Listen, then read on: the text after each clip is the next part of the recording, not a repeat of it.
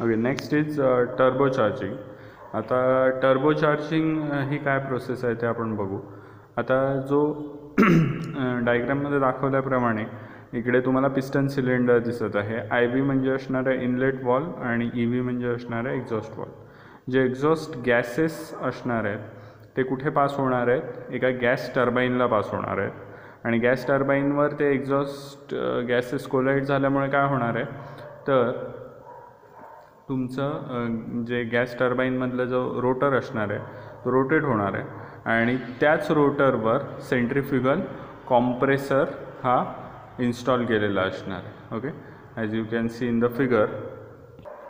आणि त्याच्यामुळे काय होणार आहे तर गॅस टर्बाईन रोटेट झाल्यामुळे सेम शाफ्ट हा सेंट्रिफ्युगल कॉम्प्रेसरसाठी वापरलेला आहे आणि सेंट्रिफ्युगल कॉम्प्रेसर त्यामुळे रन होणार आहे आणि ॲटमॉस्फेरिक एअर जी आहे ती काय केली जाणार आहे, कॉम्प्रेस करून पुन्हा इनलेट वॉलला दिली जाणार आहे. So inlet valve, exhaust wall हा पिस्टन सिलेंडर अरेंजमेंट आहे आणि याच्यामधून एक्झॉस्ट वॉल जे असणार आहे, एक्झॉस्ट वॉलमधून एक्झॉस्ट गॅसेस हे कुठे जाणार आहे, तुमच्या गॅस टर्बाईनला जाणार. तर गॅस टर्बाईन काय करणार आहे तर गॅस टर्बाईनमध्ये एक रोटर असणार आहे, तो रोटेट होणार आणि हा रोटर जो रोटर असतो तो एकदम फ्रीली माउंट केलेला असतो, म्हणजे थोड्याशा प्रेशरने सुद्धा तो खूप फास्ट स्पीडला रोटेट होतो आणि ह्याच्यामधला हा रोटर रोटेट झाल्यामुळे हा शाफ्ट रोटेट होणार आहे.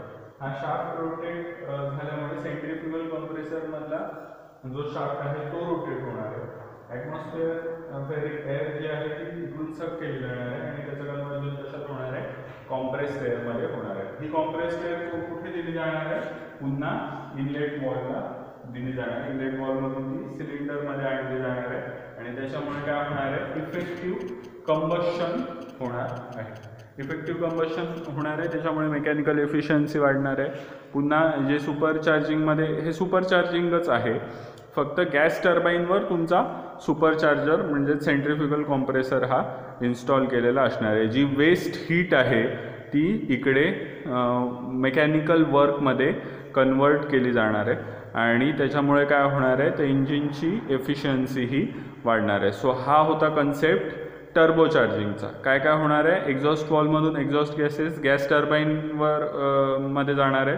गॅस टर्बाईनमध्ये एक रोटर असणार आहे, रोटर रोटेट होणार आहे, त्याच्यामुळे काय होणार आहे, शाफ्ट रोटेट होणार आहे. ॲटमॉस्फेरिक एअर जी आहे ती सेंट्रिफ्युगल कॉम्प्रेसरमध्ये सक केली जाणार आहे आणि सेंट्रिफ्युगल कॉम्प्रेसरमध्ये ॲटमॉस्फेरिक एअरचं कन्वर्जन कॉम्प्रेस्ड एअरमध्ये होणार आहे. ती कॉम्प्रेस्ड एअर ही इनलेट वॉल्व थ्रू तुमच्या सिलेंडरमध्ये सोडली जाणार आहे आणि त्याच्यामुळे काय होणार आहे, एअर डेन्सिटी वाढणार आहे आणि इफेक्टिव्ह कंबशन होणार आहे आणि त्याच्यामुळे काय होणार आहे तर तुमच्या इंजिनची जी एफिशियन्सी आहे, मेकॅनिकल एफिशियन्सी आणि थर्मल एफिशियन्सी ही वाढणार आहे. सो आणि त्याचे अजूनही काही फायदे आहेत. त्याच्यामध्ये आहे reduction in pollution from exhaust gases. जे पोल्युशन होतं एक्झॉस्ट गॅसेसने ते कमी होणार आहे आणि तुमचं फ्युएल कन्झम्पशनसुद्धा कमी होणार आहे, कारण ही जी वेस्ट हीट होती ती आपण काय केली आहे, युटिलाइज केली आहे. ती मेकॅनिकल एनर्जी जी आहे ती युटिलाइज त्याच्यामध्ये केलेली आहे आणि पॉवर लॉस हा सुद्धा डिक्रीज होणार आहे. सो हे साधारण टर्बो चार्जिंगचे ॲडव्हान्टेजेस आहेत. ओके.